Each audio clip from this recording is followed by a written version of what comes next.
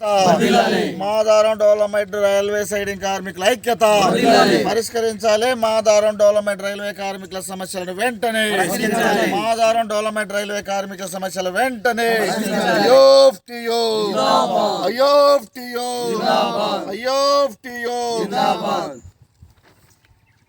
ప్రియమైన Madaram contract కార్మికులారా, railway siding లైన్లో పనిచేస్తున్న కాంట్రాక్ట్ కార్మికులకి కనీస వేతనాల జీవోల్ని అమలు చేయట్లేదు ఇవాళ కేంద్ర ప్రభుత్వం.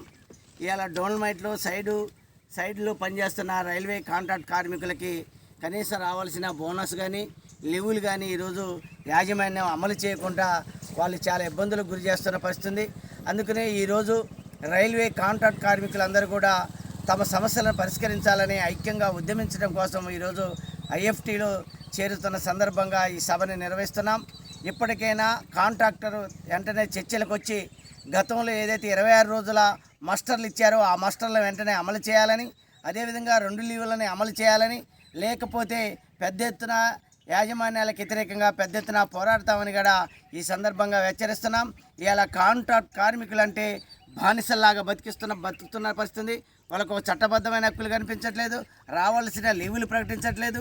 ఇలా మొత్తం కూడా ఎట్టి చాకిరితోటి ఎండనక వాననక పనిచేస్తున్న ఇలా ఈ కాంట్రాక్ట్ కార్మికులందరినీ కూడా చట్టబద్ధమైన హక్కులు కల్పించాలని కూడా ఈ సందర్భంగా మేము డిమాండ్ చేస్తున్నాం.